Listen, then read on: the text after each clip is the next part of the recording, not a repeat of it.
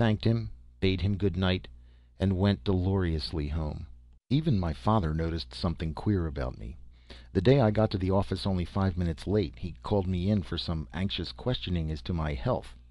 I couldn't tell him anything, of course. How could I explain that I'd been late once too often and had fallen in love with a girl 2 weeks after she was dead? The thought drove me nearly crazy. Joanna with her silvery eyes now lay somewhere at the bottom of the Atlantic. I went around half dazed, scarcely speaking. One night I actually lacked the energy to go home and sat smoking in my father's big overstuffed chair in his private office until I finally dozed off. The next morning when old N.J. entered and found me there before him, he turned pale as paper, staggered, and gasped, "My heart!" It took a lot of explaining to convince him that I wasn't early at the office, but just very late at going home. At last I felt that I couldn't stand it. I had to do something, anything at all. I thought finally of the subjunctivisor. I could see, yes, I could see what would have transpired if the ship hadn't been wrecked. I could trace out that weird, unreal romance hidden somewhere in the worlds of if. I could perhaps wring a somber, vicarious joy from the things that might have been. I could see Joanna once more. It was late afternoon when I rushed over to Van Manderpootz's quarters.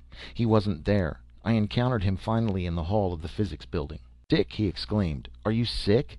"Sick? No, not physically, Professor. I've got to use your subjunctivisor again. I've got to." "Eh? Oh, that toy. You're too late, Dick. I've dismantled it. I have a better use for the space." I gave a miserable groan and was tempted to damn the autobiography of the great Van Manderpootz. A gleam of sympathy showed in his eyes, and he took my arm, dragging me into the little office adjoining his laboratory. "Tell me," he commanded. I did. I guess I made the tragedy plain enough, for his heavy brows knit in a frown of pity. "Not even Van Manderpootz can bring back the dead," he murmured. "I'm sorry, Dick. Take your mind from the affair. Even were my subjunctivisor available, I wouldn't permit you to use it. That would be but to turn the knife in the wound." He paused. "Find something else to occupy your mind. Do as Van Manderpootz does. Find forgetfulness in work." "Yes," I responded dully, "but who would want to read my autobiography? That's all right for you."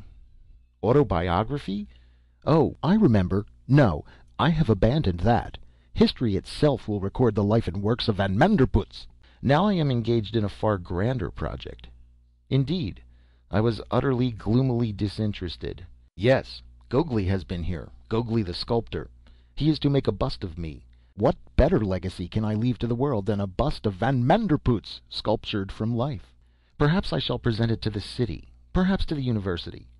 I would have given it to the Royal Society if they had been a little more receptive, if the last was a shout. "Huh? If!" cried Van Manderpootz. "What you saw in the subjunctivisor was what would have happened if you had caught the ship." "I know that. But something quite different might really have happened. Don't you see? She Where are those old newspapers?" He was pawing through a pile of them. He flourished one finally. "Here are the survivors." Like letters of flame, Joanna Caldwell's name leapt out at me. There was even a little paragraph about it, as I saw once my reeling brain permitted me to read. "At least a score of survivors owe their lives to the bravery of 28-year-old navigator Orris Hope, who patrolled both aisles during the panic, lacing life belts on the injured and helpless and carrying many to the port. He remained on the sinking liner until the last, finally fighting his way to the surface through the broken walls of the observation room. Among those who owe their lives to the young officer are Patrick Owensby, New York City; Mrs. Campbell Warren, Boston; Miss Joanna Caldwell, New York City." I suppose my shout of joy was heard over in the administration building blocks away. I didn't care. If Van Manderpootz hadn't been armored in stubby whiskers, I'd have kissed him. Perhaps I did anyway. I can't be sure of my actions during those chaotic minutes in the professor's tiny office. At last I calmed. "I can look her up," I gloated. "She must have landed with the other survivors, and they were all on that British tramp freighter, the Osgood, that docked here last week. She must be in New York, and if she's gone over to Paris, I'll find out and I'll follow her."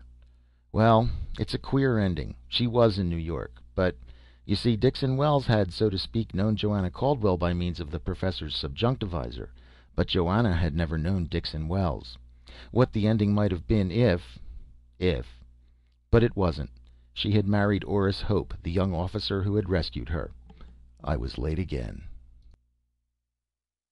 End of The Worlds of If by Stanley G. Weinbaum.